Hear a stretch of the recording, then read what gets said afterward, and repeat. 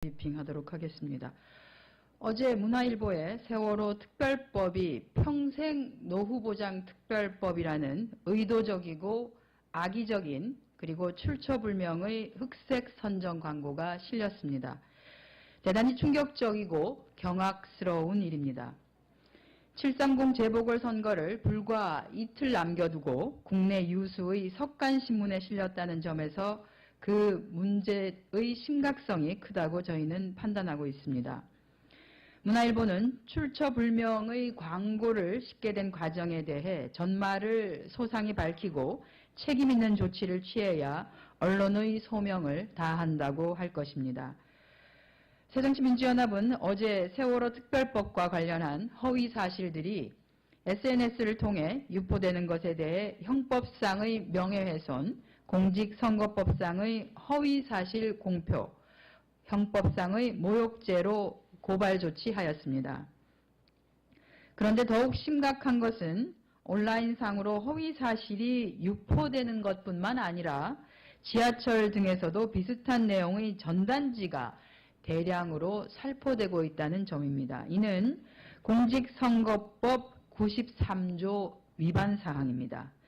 우리가 어느 시대에 살고 있는지 개탄스럽기까지 합니다. 또한 이 전단지의 내용이 새누리당이 대외비라면서 의도적으로 유포시킨 내용과 유사하다는 점에 주목합니다. 수단과 방법을 가리지 않고 이기기만 하면, 승리만 하면 된다는 것입니까? 새누리당은 대외비라면서도 의도적으로 유포시킨 이유가 무엇이며 어디까지 유포시켰는지를 밝혀야 할 것입니다. 또한 이와 같은 흑색 선전들이 난무하는 것에 대해 어떤 입장인지를 분명히 밝히기를 촉구합니다. 우리 새정치민주연합은 진상조사와 배보상 문제 분리처리 제안을 수차례 하였음에도 다시 하겠습니다.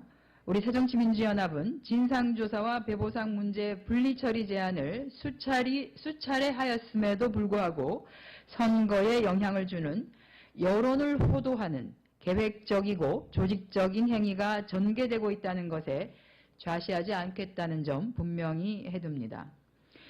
현재 조직적으로 진행되는 악의적인 흑색 선전 그리고 거짓 선전으로 유가족들과 국민이 상처받고 있습니다. 이는 국민 분열 책동의 다름 아닌 것입니다. 흑색 선전을 즉각 중단하기를 촉구합니다. 선관위는 또한 해당 흑색 선전 그리고 불법 선거 운동에 대해 즉각 조사하고 그 실체를 명확히 밝혀 엄벌에 처해야 할 것입니다. 참고로 어제 문화일보에 났던 석간 그 광고에 대해서는 중앙선관위가 자체적으로 조사에 들어갔다는 점을 말씀해 드립니다. 재산을 허위 축소 신고한 10월 8달의 김용남 후보, 수원의 미래가 아니죠. 먹구름입니다. 730 재보궐선거 수원병에 출마한 새누리당의 김용남 후보가 급하긴 급한 모양입니다. 경기도 선관위가 재산 축소 신고 사실을 확인하고 내린 정정공고문 게시 결정을 아전인수격으로 해석하면서 궤변을 늘어놓고 있습니다. 이는 수원 시민을 얕보는 처사이고 국민적 공분을 살 일입니다. 김 후보는 어제 28일이죠. 기자들에게 유권자들을 한시라도 빨리 뵙기 위해 정확하게 확인하지 못했다면서 저희가 계산한 금액을 그대로 선관위가 받아준 것이고 이것은 우리가 제출한 정정신고가 그대로 반영된 것이라는 억지 주장을 했다고 합니다. 이것은 명백하게 사실이 아닙니다. 김용남 후보의 재산 축소 신고권은 새정치민주연합 중앙당이 선관위에 낸 이의 신청이 받아들여진 것입니다. 선관위가 그대로 받아준 것은 더욱 아닙니다. 선관위가 이의 신청을 받아들인 후 김 후보가 서둘러서 수정 신고를 했으나 선관위는 이보다도 1억여 원 이상 많은 액수로 정정 고시했습니다. 해명 자체가 사실이 아닌 셈입니다. 이런 김 후보의 궤변을 믿을 수원 시민은 없다고 봅니다. 김영남 후보는 공직선거법상 허위사실공표죄에 해당하는 행위를 하고도 이를 거짓 해명으로 또한 일관하고 있습니다.